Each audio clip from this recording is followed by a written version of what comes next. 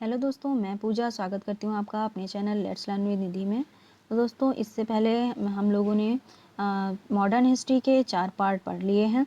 ये 5वां पार्ट है। कांग्रेस और कांग्रेस के अधिवेशनों के बारे में हम आज जानेंगे। तो चलिए चलते हैं टॉपिक की ओर। तो दोस्तों, कांग्रेस की स्थापना जो है वो 1885 में हुई थी। उस समय भारत की जो वायसराय हैं वो लॉर्ड डफरिन थे और 1857 की क्रांति के समय कौन था वायसराय? कैनिंग था। ठीक है, तो भारत के वायसराय लॉर्ड डफरिन थे। अब इम्पोर्टेंट पॉइंट क्या है कि भारत में अनेक गतिविधियों को नियंत्रित करने के लिए एक राजनीतिक पार्टी लाई गई जिसे कांग्रेस के नाम से जाना गया। कांग्रेस शब्द का अर्थ है जनता का समाज या समूह। ठीक है, भारत में कांग्रेस के सचिव एक रिटायर्ड यूरोपीय ICS officer Allan Octavian Hume को बनाया गया। एलन ऑक्टेवियन ह्यूम को ही ए.ओ. ह्यूम बोलते हैं। जब कांग्रेस भारत आया तो उसका नाम इंडियन नेशनल यूनियन था। इंडियन नेशनल यूनियन था कांग्रेस का पहले नाम। फिर दादा भाई नौरोजी के कहने पर इसका नाम बदलकर इंडियन नेशनल यूनियन की जगह कांग्रेस रख दिया।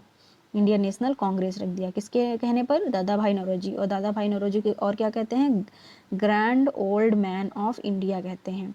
और दादा भाई नौरोजी ही हैं जो सर्वाधिक बार अधिवेशनों की अध्यक्षता करने वाले हैं। कांग्रेस के अधिवेशनों की सर्वाधिक बार अध्यक्षता किसने की है? दादा भाई नौरोजी ने की है। कांग्रेस का अधिवेशन पुणे में होने वाला था, लेकिन प्लेग के कारण यह अधिवेशन बम्बई में हुआ। इससे पहले पुणे में होने वाला था और प्लेग के कारण जो है बम्बई में हुआ। भारत में कांग्रेस सभा का गठन जो है वो बम्बई में हुआ। ठीक है, तो भारत में कांग्रेस सभा का गठन कहाँ हुआ? बम्बई में। और 28 दिसंबर 1885 में बम्बई में 72 प्रतिनिधियों के साथ व्योमेश चंद्र बनर्जी की अध्यक्षता में कांग्रेस का पहला अधिवेशन हुआ। तो कांग्रेस का पहले अधिवेशन में कितने प्रतिनिधि शामिल थे? 72 प्रतिनिधि शामिल थे और 28 दिसंबर 1885 में ये हुआ व्योमेश चंद्र बनर्जी की अध्यक्षता में। तो चलिए देखते हैं कांग्रेस के महत्वपूर्ण अधिवेशन। 1885 में है बम्बई 1885 में, और यहाँ पर 1886 नहीं लिखा है। 1886 यहाँ पर कलकत्ता में हुआ था। ये 1886 का कलकत्ता में हुआ था। तो यहाँ पर ट्रिक क्या है? ट्रिक है बकमई ब क से कलकत्ता, ये 1886 वाला। बक म ई ब क। तो क्या हुआ? ये लगातार हैं 85, 86, 87, 88, 89, 90। 85 से 90 तक जो स्थान है, स्थान की ट्रिक क्या है? कहाँ हुआ था? बकमई बक। बा से बम्बई, का से कलकत्ता, 86 में, 87 में माँ से मद्रास, ई से इलाहाबाद, बा से बम्बई और का से कलकत्ता। तो 85 से 90 के बीच लगातार जो स्थान की ट्रिक है वो है बकमई बक। बम्बई, कलकत्ता, मद्रास, इलाहाबाद, मुंबई, कलकत्ता। 1885 में अध्यक्ष कौन थे? व्योमेश चंद्र बनर्जी थे। अध्यक्ष थे व्योमेश चंद्र बनर्जी 1885 में। और इनका महत्व क्या है? यहाँ पर इस अधिवेशन का आईसीएस परीक्षा का भारत में आयोजन की मांग किस अधिवेशन में की गई? पहले ही अधिवेशन में क्या किया गया? आईसीएस परीक्षा क्या थी? जो अब के समय में आईएएस की परीक्षा होती है उसे ही पहले आईसीएस की परीक्षा बोलते थे। तो आईसीएस की परीक्षा का भारत में आयोजन की मांग की गई पहले ही अधिवेशन में। और 1886 का कलकत्ता में था, वो इम्पोर्टेंट नहीं है। 1887 का मद्रास में हुआ था। 1887 का मद्रास में हुआ था। बदरुद्दीन तैयब जी जो थे वो अध्यक्ष थे। 1887 में बदरुद्दीन तैयब जी प्रथम मुस्लिम अध्यक्ष थे। ये बदरुद्दीन तैयब। तो मद्रास में जो हुआ था, मद्रास, वहाँ पर बदरुद्दीन तैयब जी ने अध्यक्षता की थी। और यहाँ पर इस अधिवेशन का क्या महत्वपूर्ण पॉइंट है कि प्रथम मुस्लिम अध्यक्ष थे बदरुद्दीन तैयब, और ये प्रथम बार तमिल भाषा का प्रयोग इन्होंने यहीं पर किया था। प्रथम बार तमिल भाषा का प्रयोग किस अधिवेशन में हुआ? तो तीसरे अधिवेशन 1887 के मद्रास अधिवेशन में हुआ था। मद्रासी जो है वो तमिल बोलते हैं ना, तो प्रथम बार तमिल भाषा का प्रयोग यहीं पर हुआ था। बदरुद्दीन तैयब जी ने इसकी अध्यक्षता की थी। अगला है 1888। तो 1888 जो है वो इलाहाबाद में हुआ था। और जॉर्ज यूले 1888 जॉर्ज यूले प्रथम यूरोपीय अध्यक्ष थे। जॉर्ज यूले 1888 में इन्होंने अध्यक्षता की थी इलाहाबाद के अधिवेशन में। जॉर्ज यूले ने प्रथम यूरोपीय अध्यक्ष कौन थे? George Yule. 1889 जो है बम्बई में हुआ था, इम्पोर्टेंट है।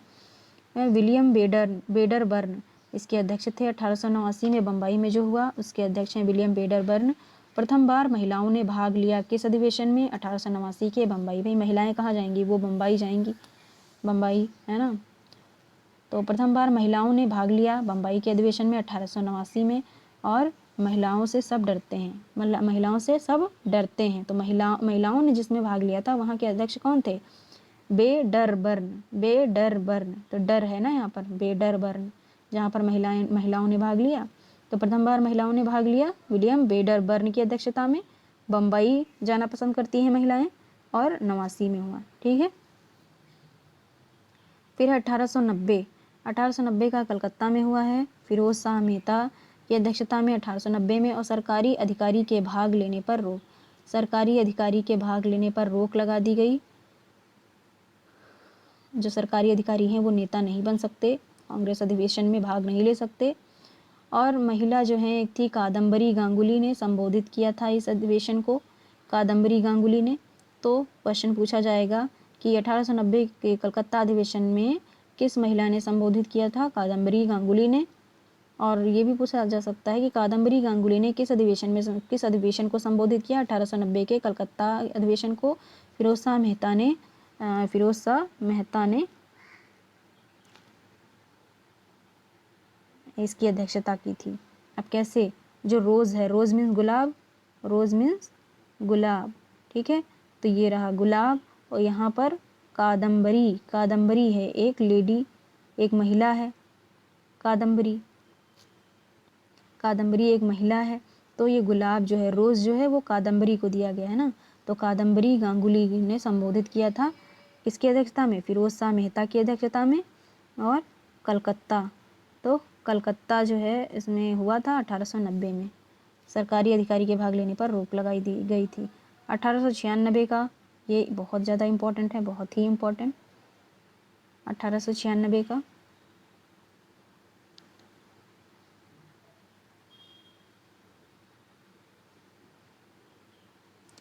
तो 1896 का जो हुआ था वो कलकत्ता में हुआ था। 1896 का कलकत्ता में हुआ था। रहीमतुल्लाह जो थे वो अध्यक्ष थे।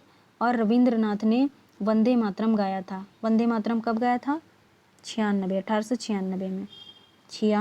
वंदे मातरम हमारा राष्ट्रगीत है ना, वंदे मातरम। तो राष्ट्रगीत अच्छा लगता है, राष्ट्रगीत सुनने में अच्छा लगता है। अच्छा मतलब 96 अच्छा, 96 अच्छा। तो 1896 कलकत्ता और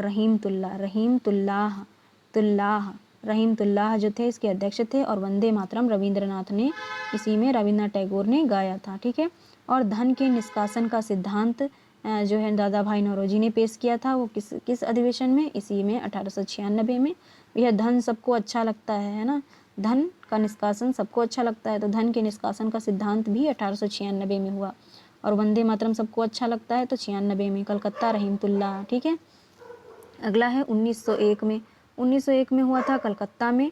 इसके अध्यक्ष थे दीनसा वाचा थे। 1901 में कलकत्ता में हुआ, दीनसा वाचा अध्यक्ष थे। और गांधी ने इसमें हिस्सा लिया था। 1901 में गांधी ने हिस्सा लिया था, लेकिन इन्होंने 1901 में ये केवल हिस्सा लिया था, अध्यक्षता नहीं की थी। अध्यक्षता तो एक ही अधिवेशन में इन्होंने की थी, 1924 के बेलगांव अधिवेशन में। बेलगांव कर्नाटक में जो अधिवेशन हुआ था उसमें इन्होंने, गांधी जी ने अध्यक्षता की थी। जबकि अगर पूछा जाए कि किस अधिवेशन में गांधी जी ने प्रथम बार हिस्सा लिया, तो प्रथम बार जो हिस्सा लिया था वो 1901 में हिस्सा लिया था, कलकत्ता में। प्रथम बार गांधी जी ने एक बार लिया था, एक बार मतलब 1901 में। और दीनसा वाचा क्यों लिया था? क्योंकि बहुत ही दीनहीन दशा थी, मतलब दीनसा वाचा कलकत्ता में 1901 में गांधी ने हिस्सा लिया था। 1896 वाला जरूर याद रखेंगे, रविन्द्रनाथ टैगोर ने वंदे मातरम गाया और धन निष्कासन सिद्धांत दिया गया 1896 में रहीमतुल्लाह। ठीक है। 1905 में बनारस में अधिवेशन हुआ गोपाल कृष्ण गोखले की अध्यक्षता में। गोपाल कृष्ण गोखले की अध्यक्षता में बंग भंग की निंदा गोखले को विपक्ष के नेता की उपाधि दी गई। तो पूछा जाएगा कि गोखले को विपक्ष के नेता की उपाधि किसमें दी गई, किसमें दी गई? विपक्ष के नेता गोखले को बनाया गया मतलब विपक्ष का नेता बनाया गया। बंग भंग बनाया गया, बंग भंग ये सब बाबा से है ना, तो बनारस में गोपाल कृष्ण गोखले को जो है विपक्ष का नेता बनाया गया। कहाँ? बनारस में। और बंग भंग की निंदा बा से बंग भंग की निंदा और बा से बनारस 1905 में। तो फिर है 1906 का अधिवेशन जो है वो कलकत्ता में होगा। दादा भाई नौरोजी ने इसकी अध्यक्षता की। तो ये इम्पोर्टेंट है, दादा भाई नौरोजी ने कलकत्ता अधिवेशन में जो है अध्यक्षता की 1906 में। और यहाँ पर स्वराज का उल्लेख किया गया। तो सर्वप्रथम किस अधिवेशन में जो है जो स्वराज का उल्लेख किया गया, इम्पोर्टेंट है। एक था लाहौर अधिवेशन 1929 में, जहाँ जवाहरलाल नेहरू ने अध्यक्षता की थी। तो वहाँ पर भी स्वराज शब्द का यूज़ किया गया था, स्वराज की मांग की गई थी। तो उसको बाद में देखेंगे। यहाँ पर स्वराज का उल्लेख सर्वप्रथम कहाँ हुआ था, तो वो 1906 में हुआ था, कलकत्ता अधिवेशन में दादा भाई नौरोजी ने अध्यक्षता की थी। फिर है 1911 जैसे 1896 इम्पोर्टेंट था, 96 अच्छा था राष्ट्रगीत के लिए, वंदे मातरम के लिए। उसी तरह यहाँ पर 1911 है 1-1।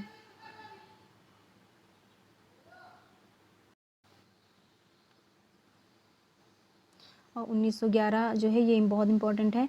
जैसे 1896 इम्पोर्टेंट था, उसमें जो है राष्ट्रगीत गाया गया था। ठीक है। तो यहाँ पर 1911। अब जन गण मन होता है ना हमारा राष्ट्रगान, जन गण मन 1-1-1 एक बार आया ना, जन गण मन 1-1 ऐसे याद करेंगे। जन गण मन 1-1 विशन, जन गण मन 1-1 विशन ऐसे। तो राष्ट्रगान क्या है? जनगण मन, अध्यक्षता विशन, और कलकत्ता में ये हुआ था। ठीक है, कलकत्ता में हुआ था। और ये जो है 1896 वाला, वो भी 1896 वाला कलकत्ता में हुआ था। तो वंदे जो मातरम है वो भी कलकत्ता अधिवेशन में, और यहाँ पर जो जनगण मन है वो भी कलकत्ता अधिवेशन में हुआ था। तो जनगण मन विशन 1-1 ऐसे याद करेंगे। तो 1911 में 1-1-11, तो 1911 कलकत्ता अधिवेशन, विशन नारायणधर, राष्ट्रगान गाया गया। फिर है 1912 बाराबंकी, जैसे बाराबंकी होता है बाराबंकी, वैसे ये 1912 बाराबंकी। तो 1912 वाला बांकीपुर में हुआ था। रघुनाथ मुधोलकर जो हैं, रघुनाथ मुधोलकर जो हैं वो इसकी अध्यक्षता की थी उन्होंने। और ह्यूम को कांग्रेस का पिता घोषित किया था। यहाँ पर A.O. ह्यूम जो इसके सचिव थे, उनको ये कांग्रेस का पिता घोषित किया गया था। किस अधिवेशन में? ये बाराबंकी वाले कौन से? 1912 बांकीपुर, रघुनाथ मुधोलकर। जैसे बाराबंकी में क्या इस समय रामायण संग्रहालय बनाया जा रहा है ना बाराबंकी में, तो ये रघुनाथ मुधोलकर बांकीपुर 1912 अध्यक्षता रघुनाथ मुधोलकर ने किया, और ह्यूम को कांग्रेस का पिता घोषित किया 1912 में। ठीक है। फिर है 1917। तो 1917 है कलकत्ता में एनी बेसेंट, जहाँ पर आई सबसे पहली महिला एनी बेसेंट। वो ये प्रथम महिला अध्यक्ष थी, और तिरंगे झंडे को कांग्रेस ने अपनाया था। तो ये बहुत इंपॉर्टेंट है। अब की बार ये आने की इसकी 99% संभावना है, क्योंकि अब की बार जो है तिरंगा जो है हर घर तिरंगा जो है फहराया गया है। तो तिरंगे से रिलेटेड क्वेश्चन बन सकते हैं। तो तिरंगे झंडे को कांग्रेस ने किस अधिवेशन में अपनाया?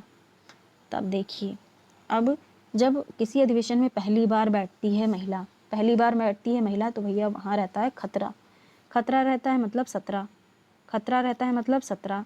तो 1917 के अधिवेशन में कलकत्ता है 1917 का अधिवेशन कलकत्ता, और इसमें पहली महिला अध्यक्ष बनी एनी बेसेंट, और यहीं पर जो है प्रथम महिला अध्यक्ष बनी एनी बेसेंट, और तिरंगे झंडे को कांग्रेस ने अपनाया था। तो सबसे खतरे वाला काम है। है ना, सबसे खतरे वाला काम है। 1917 में एनी बेसेंट अध्यक्षता थी और प्रथम महिला अध्यक्ष थी और तिरंगे झंडे को कांग्रेस ने अपनाया था।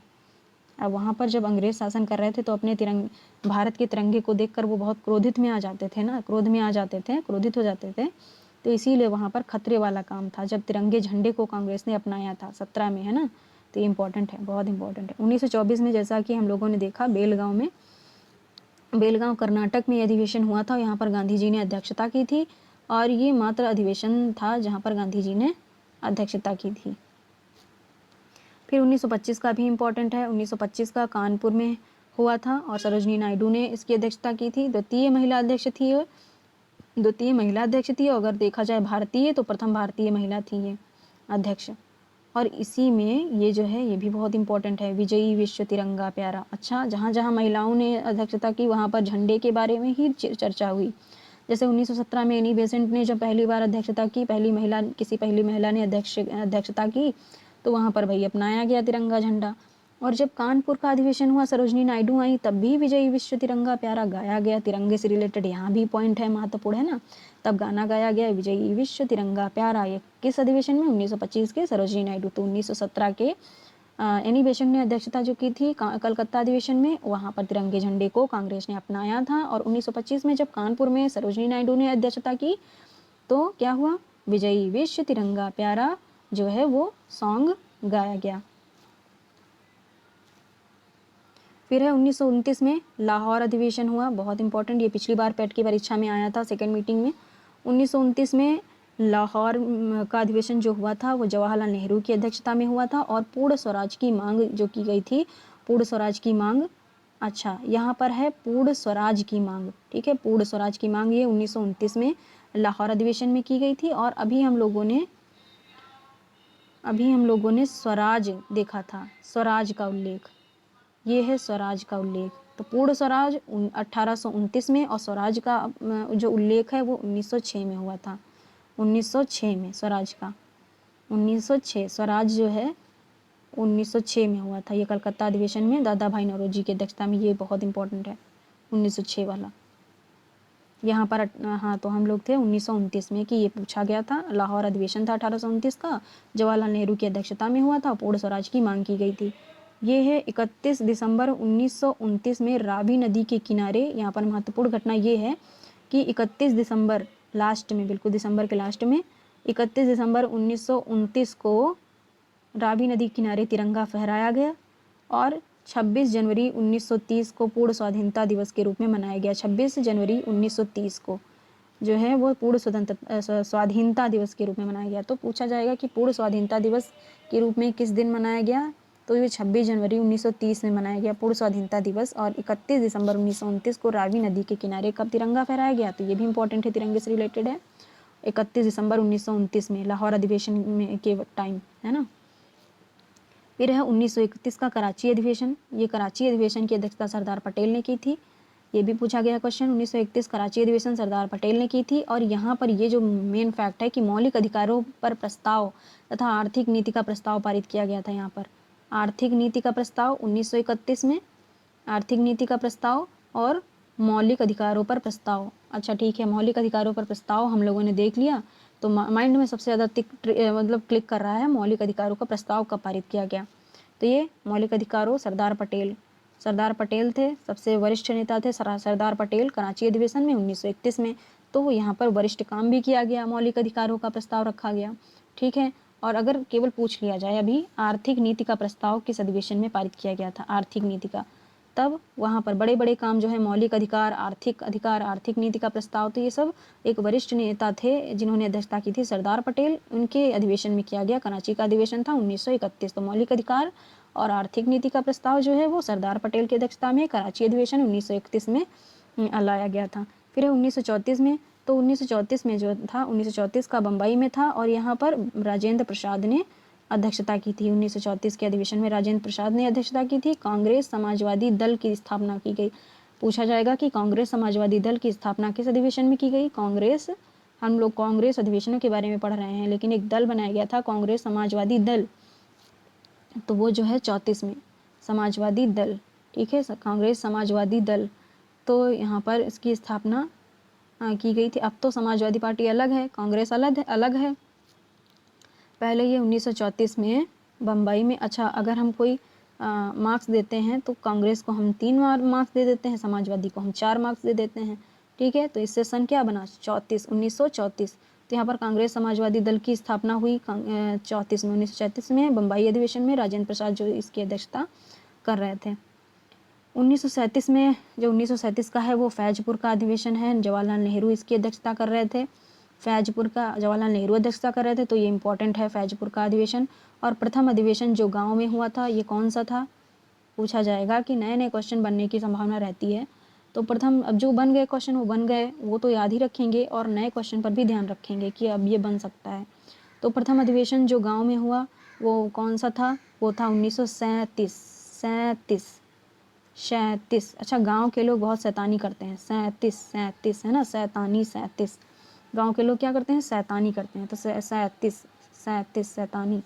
और ये फैज, गांव में लोग बिल्कुल फौज बना के चलते हैं, फौज बना के। तो फौज, गांव की फौज कहते हैं ना, ये गांव की फौज आ गई। तो जो प्रथम अधिवेशन था जो गांव में हुआ था, वहाँ पर जवाहरलाल नेहरू अध्यक्षता कर रहे थे और वो फैजपुर का अधिवेशन था 1937 में। तो 1937 का फैजपुर जवाहरलाल नेहरू की अध्यक्षता में प्रथम अधिवेशन जो गांव में हुआ था, ठीक है। अब अगला देखेंगे 1938 का, 1938 का अधिवेशन और 39 का। अच्छा, ये जो है 1939 वाला, 38 वाला, ये इंपॉर्टेंट है। ये पेट की परीक्षा में पिछली बार पूछा गया था फर्स्ट शिफ्ट में। तो 1938 का जो है वो हरिपुरा अधिवेशन है, पूछा जाएगा कि इसकी अध्यक्षता किसने की 1938 की, तो ये सुभाष चंद्र बोस ने की थी। और यहाँ पर 1938 वाले हरिपुरा अधिवेशन में सुभाष चंद्र बोस, अच्छा हमारे सिलेबस में सुभाष चंद्र बोस अलग से है, अलग से टॉपिक है, सुभाष चंद्र बोस के बारे में क्वेश्चन बनेंगे। तो यहाँ पर ये है इससे रिलेटेड, इसीलिए ये इंपॉर्टेंट है, हरिपुरा और त्रिपुरी अधिवेशन। तो सुभाष चंद्र बोस ने राष्ट्रीय नियोजन समिति का गठन किया था, ये बहुत इंपॉर्टेंट है। सुभाष चंद्र बोस ने किस अधिवेशन में राष्ट्रीय नियोजन समिति का गठन किया था, 1938 में, 1938 के अधिवेशन में, हरिपुरा के अधिवेशन में सुभाष चंद्र बोस थे और यहाँ पर राष्ट्रीय नियोजन समिति का गठन किया था इन्होंने। 1939, अच्छा ये इंपॉर्टेंट है, ये बनने की संभावना, क्योंकि नए नए क्वेश्चन आजकल ज़्यादा बन रहे हैं, प्रीवियस कम रखे जा रहे हैं। तो सुभाष चंद्र बोस ने राष्ट्रीय नियोजन समिति का गठन किया था, ये आ सकता है 1938 के अधिवेशन में, ठीक है। 1939 का तो त्रिपुरी संकट था, ये त्रिपुरी संकट था। तो 1939 जो है से त्रिपुरा में हुआ था, त्रिपुरी में हुआ था। सुभाष चंद्र बोस और राजेंद्र प्रसाद यहाँ पर मतलब थोड़ा मतभेद था, है ना। गांधी जी चाहते थे कि इसकी अध्यक्षता जो है वो पट्टाभी सीतारमैया करें, लेकिन जब पट्टाभी सीतारमैया और सुभाष चंद्र बोस के बीच जो है वो चुनाव कराया गया, तब जो है सुभाष चंद्र बोस को ज़्यादा मत मिले और पट्टाभी सीतारमैया जो है वो हार गए। तब गांधी जी बहुत आक्रोशित हुए कि अरे हमारा नेता जो है, हम जिसको समर्थन दे रहे थे वो हार गया।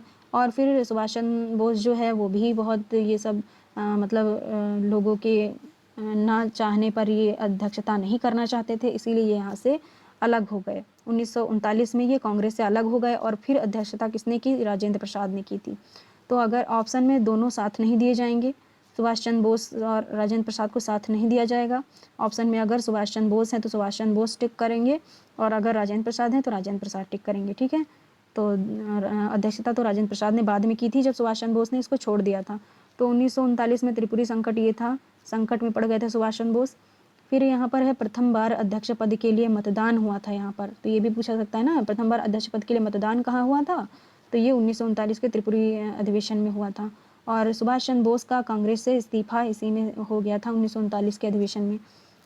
और फिर 1939 के अधिवेशन में जैसे इन्होंने छोड़ा वैसे ही इन्होंने 1939 में आज़ाद हिंद फौज की, नहीं आज़ाद हिंद फौज नहीं, 1939 में जो है फॉरवर्ड ब्लॉक की स्थापना की थी इन्होंने। किसकी स्थापना की थी, फॉरवर्ड ब्लॉक संस्था की स्थापना 1939 में कर दी थी। फिर है 1946 में मेरठ में हुआ था, देश आज़ाद हुआ 1947 में, 1947 में आज़ाद हुआ, उससे एक साल पहले वाला जो है स्वतंत्रता के बिल्कुल पूर्व वाला। तो यहाँ पर अधिवेशन मेरठ में हुआ था, मेरठ में जे बी कृपलानी और राजेंद्र प्रसाद यहाँ पर अध्यक्षता की इन्होंने। तो 1939 और 46 में राजेंद्र प्रसाद ने अध्यक्षता की, जे बी कृपलानी भी थे, जे बी कृपलानी। 1946 में क्या बात रखी गई, स्वतंत्रता प्राप्ति के समय ये पद पर आसीन थे, स्वतंत्रता प्राप्ति के समय ये पद पर आसीन थे, कौन, जे बी कृपलानी और राजेंद्र प्रसाद स्वतंत्रता प्राप्ति के समय ये पद पर आसीन थे। राजेंद्र प्रसाद जैसे कि हमारे प्रथम राष्ट्रपति थे भारत के। ठीक है, तो ये हम लोगों ने देखा। अब कुछ इंपॉर्टेंट पॉइंट जल्दी जल्दी देख लेते हैं। क्या है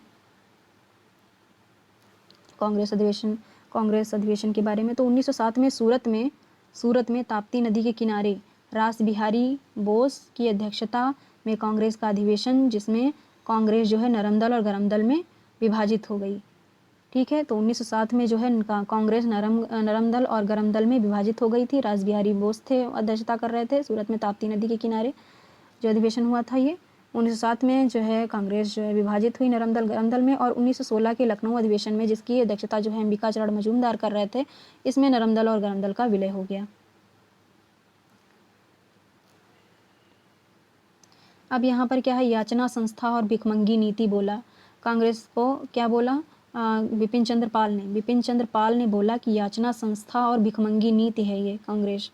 और फिर तो भिखमंगी नीति, तो लोग भीख मांग मांग कर पेट पालते हैं, भीख मांग मांग कर पेट पालते हैं। तो इसे याद रखेंगे, याचना और भीख मांग कर पेट पालते हैं, मतलब विपिन चंद्र पाल क्या बोला, याचना संस्था और भिखमंगी नीति किसने बोला, विपिन चंद्र पाल ने बोला।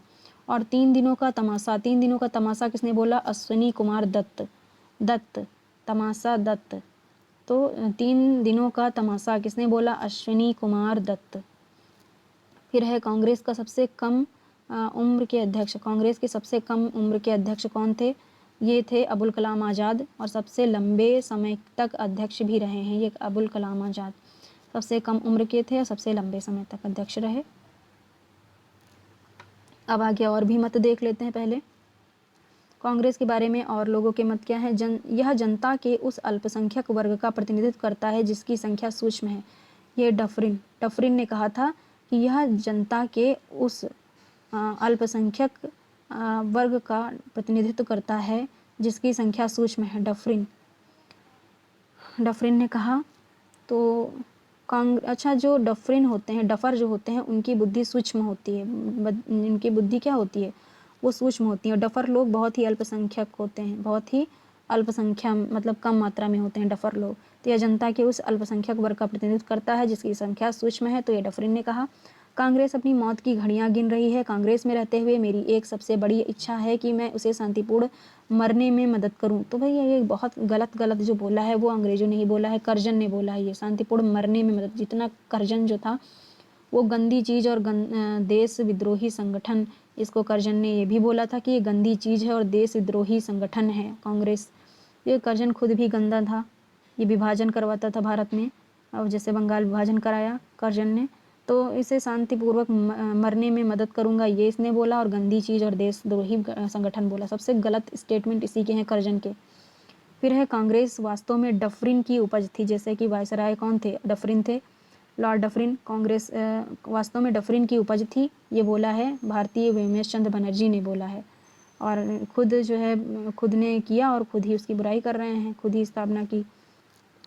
फिर है कांग्रेस डफरिन के दिमाग की उपज थी।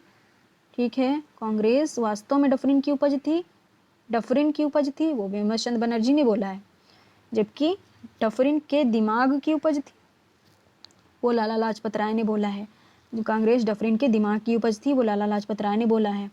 और कांग्रेस सम्मेलनों को शिक्षित भारतीयों के राष्ट्रीय मेले की संज्ञा दी है, वो भी दी है लाला लाजपत राय। शिक्षित भारतीयों के राष्ट्रीय मेले की संज्ञा दी है कि लोग यहाँ पर शिक्षित लोग हैं जो यहाँ पर राष्ट्रीय मेला लगाते हैं, ये लाला लाजपत राय ने बोला। ब्रिटिश सरकार की एक पूर्व योजना थी, ये आर.सी. दत्त ने बोला है। ब्रिटिश सरकार की एक पूर्व योजना थी। और यदि हम वर्ष में एक बार मेढक की भांति टर्राएं तो हमें कुछ नहीं मिलेगा, ये बाल गंगाधर तिलक ने बोला था, मेढक वाला बाल गंगाधर तिलक। यहाँ पर अच्छा 3 दिनों का तमाशा ऊपर हम लोगों ने जो देखा था अश्विनी कुमार दत्त था, 3 दिनों का तमाशा दत्त था। और यहाँ पर आर.सी. दत्त जो है, आर.सी. दत्त यहाँ पर है, ब्रिटिश सरकार की एक पूरी योजना आर.सी. दत्त ने बोला है। अब हम लोगों ने कांग्रेस के बारे में लोगों के क्या क्या मत थे देख लिए। अब ये जो देखेंगे थोड़ी ट्रिक हैं जो और इम्पॉर्टेंट भी हैं जो हम लोगों ने देखा था। क्या नीचे से देखते हैं 1917 में हम लोगों ने पढ़ा पहली महिला अध्यक्ष थी 1917 खतरा एनी बेसेंट है ना, यहाँ पर जो है तिरंगे झंडे को अपनाया गया था। और बियन धर है 1911, बियन धर विशन नारायण धर है ना, विशन वन विशन और जनगण मन विशन 11 तो 1911 में बी.एन. धर ने और राष्ट्रगान गाया था। और 1906 में दादा भाई नौरोजी ने स्वराज का उल्लेख किया था। तो ये इम्पोर्टेंट है, स्वराज का उल्लेख और पूर्ण स्वराज की मांग जो है वो कब हुई थी, कब हुई थी, वो 1929 के लाहौर अधिवेशन में हुई थी पूर्ण स्वराज की मांग। और यहाँ पर स्वराज का उल्लेख सर्वप्रथम 1906 में हुआ था, दादा भाई नौरोजी इसकी अध्यक्षता कर रहे थे। 1901 में दीनसा वाचा 1901 में दीनसा वाचा ने अध्यक्षता की थी, वहाँ पर एक बार गांधी जी ने भाग लिया 1901 में। 1896 में रहीमतुल्लाह 1896 वंदे मातरम जो है हमारा राष्ट्रगीत है, अच्छा है 1996। तो रहीमतुल्लाह यहाँ पर अध्यक्षता कर रहे थे। 1890 में फिरोज शाह मेहता ने अधिवेशन किया। ये तो ट्रिक अब क्या जोड़ जोड़ के कोई नहीं देखेगा, इतना नहीं याद रखता है, हम लोगों ने अलग अलग ट्रिक बना ही ली हर चीज़ की। अब यहाँ पर महिलाओं ने कब कब लिया ये देखते हैं। तो 1917 में हमने देख ही लिया कि पहली जो महिला थी एनी बेसेंट, इसने भाग लिया था।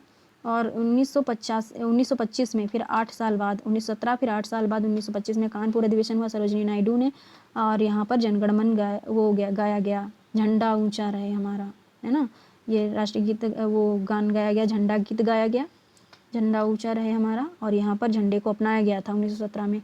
और 1933 में क्या हुआ था, कलकत्ता अधिवेशन 1933 में हुआ था, और यहाँ पर नलिनी सेन गुप्ता जो कि 3rd महिला अध्यक्ष थी। जो पूछा जाए कांग्रेस की तीसरी महिला अध्यक्ष कौन थी, नलिनी सेन गुप्ता, जो हम लोगों ने अभी तक पढ़ा नहीं था। ये एक नया पॉइंट है कि 1933 में 3 महिलाओं ने अध्यक्षता की थी, 17 में एनी बेसेंट और 1925 में सरोजिनी नायडू, 1933 में नलिनी सेन गुप्ता, ठीक है। तो 1933 के कलकत्ता अधिवेशन में इन्होंने अध्यक्षता की थी। तो हम लोगों ने ये सब देख ही लिया है मत, ठीक है। तो हम ये कांग्रेस अधिवेशन का तो चलिए हम लोगों ने पढ़ लिया। आई होप आपको सारे इंपॉर्टेंट पॉइंट्स समझ में आ रहे होंगे और आपको ये क्लास बहुत अच्छी लगी होगी, बहुत यूज़फुल लगी होगी। तो हमारे नेक्स्ट वीडियो का वेट करिएगा, जिसमें हम जो है मेन फैक्ट्स पढ़ेंगे क्रांतिकारी आंदोलन का। आपको बहुत मज़ा आने वाला है और बिल्कुल सीधे जो परीक्षा में पूछे जाएंगे क्वेश्चन, बिल्कुल हम उन्हीं पर चर्चा करेंगे। तो चलिए चलते हैं, मिलते हैं नेक्स्ट वीडियो में। Thank you.